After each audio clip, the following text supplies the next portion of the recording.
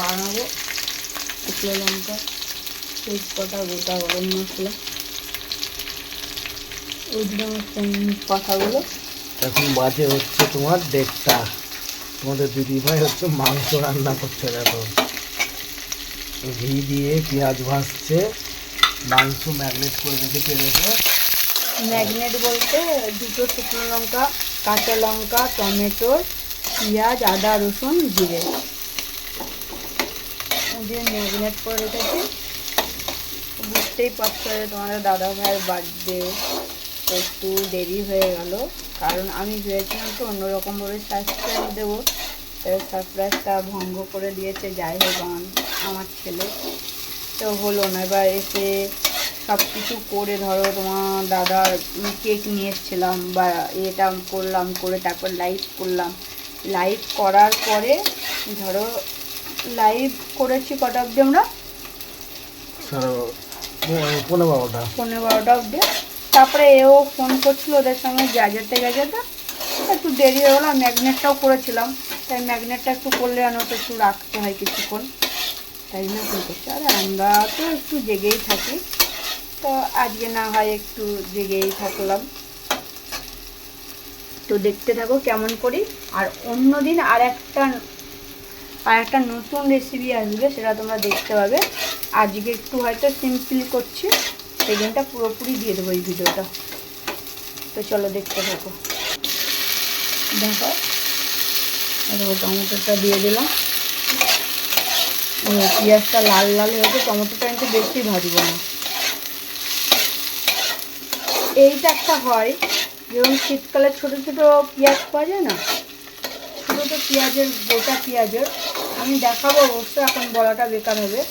সেই গোটা পেঁয়াজের হয়, গোটা পেঁয়াজ আর ছোটো ছোটো যে রসুনগুলো হয় সেই রসুনের। সেটা দিয়ে দিলাম। জল দেবো না, একটা যা জল আছে এটাতেই কষাবো,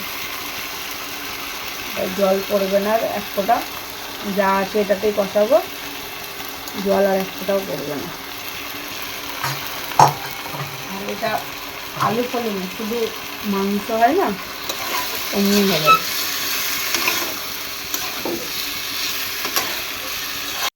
এ দেখো কতটা জল বেরিয়েছে, দেখো জল না দেওয়া সত্ত্বেও দেখেছো তো কতটা, মানে একটাও জল দিইনি তাও জল বেরিয়েছে। এটা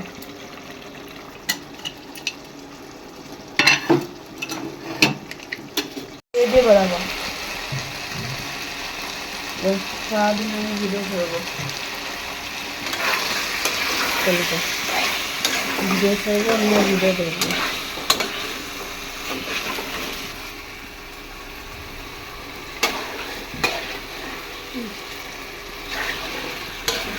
মুখটা তো দেখাবে না, তার জন্য জামা খুলে বসে আছে।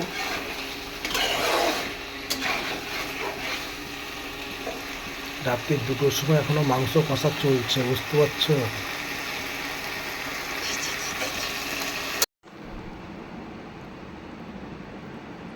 বলো খেয়ে কেমন?